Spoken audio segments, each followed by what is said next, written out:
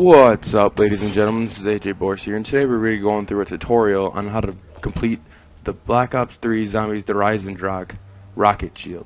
This is one of the most craziest maps I've ever played on Black Ops Zombies, and it's probably, honestly, my favorite. So, in order to complete the shield, you need to find 3 parts, and there's 3 locations for each part. The first location, as you just saw me look at the crate, it'll be up here, and if it's not up there, there's 2 other locations that it could be. And if it was up there, you wouldn't be able to see the hammer completely. But okay, so the second part is going to be leaning up against this ledge, the second place. And if it's not there, then there's one last place you have to look, and it's right here at the bottom of the staircase. You'll see I just walked up to it and pressed square, and it'll automatically load the part into your inventory. So the next, you're gonna have to head over across this bridge and head up to this first door. See, I already bought this door, but it costs 1,250 points. And me personally, I like to get the dragons done right away, so I normally do it with like 4 people, and then we'll get the doors open, get the dragons done, get the shield built, and etc. So just follow the electricity signs until you find the electricity. Turn on the power and head out this door right here, and you'll head towards the clock tower, which is what I'm aiming at right now. And little fun fact, if you shoot the bell with a gun, it'll make a ding sound. So the next part, there's 3 locations. The first one could be in here, leading in between these 2 desks, leaning up against the desks. This is the actual shield part where it has like the eagle on the front of it. The second location is against these barrels. So, as seeing as how they were not there, they're going to be in the third location, which is over here against these crates, doors, pieces of wood, I don't know. So you pick up that part, and then the last part that you have to do is run through the command center and head down to the pyramid room. Once you get to the pyramid room, I'm going to make this zombie a crawler real quick. Stand on each of these squares for roughly like 5 seconds until they light up blue. There's 4 squares that you have to stand on, and when you stand on them all, it's going to activate the no gravity. And then you'll be able to jump freely around the room. So I'm going to hit this last one, and then the last shield part is down in this room. There's 3 locations for it. The first one could be up here in the corner, right there where I'm looking, and I'll show you how to jump and get it. So what I do is I run on this wall right here. You just jump and it automatically wall run.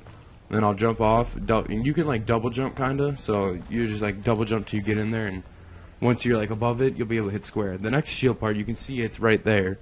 But I'm going to show you the third part first, and it's going to be right below this eye, or somewhere right there on the wall. So I'm going to show you how to wall run to get there, and then I'll show you how to grab this one. So what I do is I run on the wall a little bit and transfer over, and you stop, and then you just hold square, and it'll automatically pick the part up. So this is actually probably the easiest to grab. You just wall run and stop, and hold square. You'll pick the part up, and then you'll be able to go build the shield. And there's 3 workbenches that I know of around the map. There's this one, there's one in the command center, and then there's one in the room above double tab. I'm sure there's probably one more I'm missing, but so I built the shield down here, because me personally, I like to build the shield down in the pyramid room, because if you're running, you got zombies training down this doorway here, you can just run right up to the shield, grab it, and keep going. Like, keep going. There's that zombie chain will keep following you. Like, other people like doing it up in the church, because it's closer to the courtyard up there.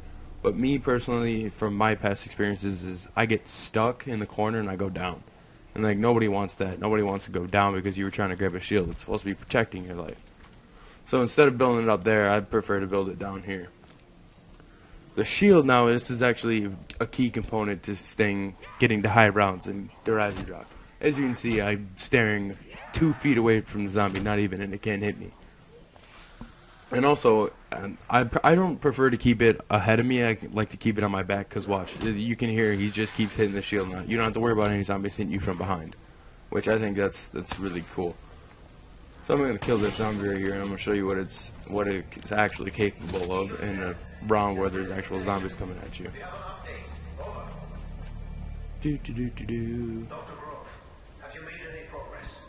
Plus, I got to get this dragon going. Come on, zombies, spawn. Alright.